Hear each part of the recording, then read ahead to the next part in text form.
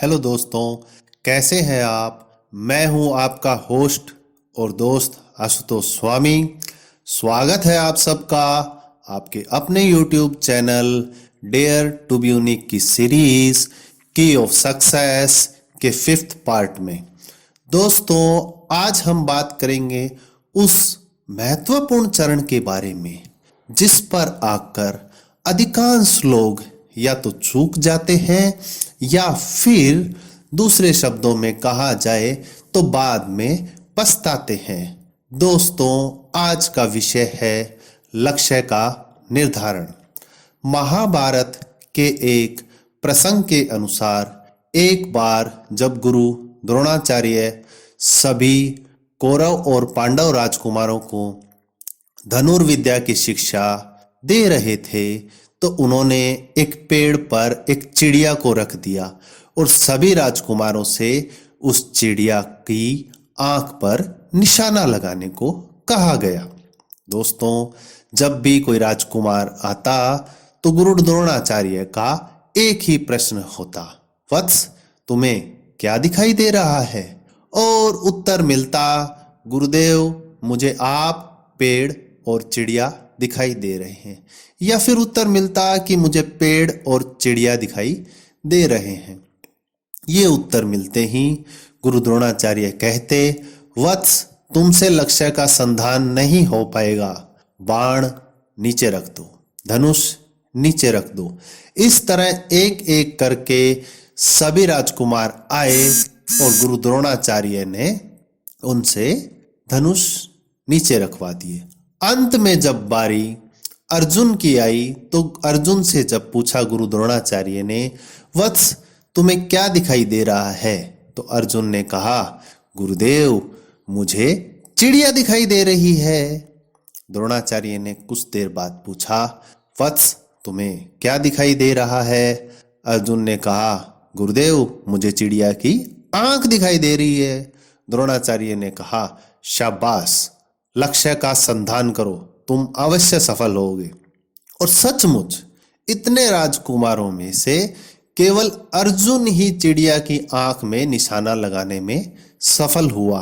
दोस्तों, साधारण सी बात है, लक्ष्य जितना स्पष्ट होगा उसे पाना उतना ही आसान होगा और लक्ष्य जितना अस्पष्ट होगा उसे पाना उतना ही कठिन होगा।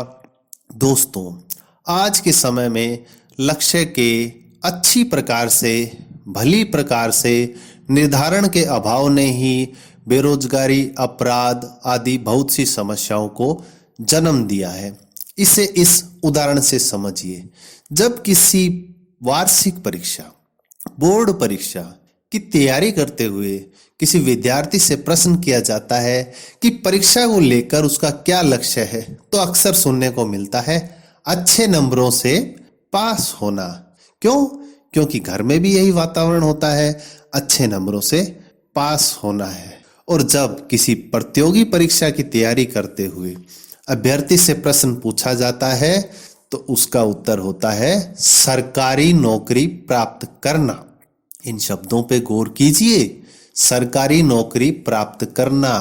परंतु जब पूछा गया कौन सी, तो उत्तर मिलता है कोई भी चलेगी।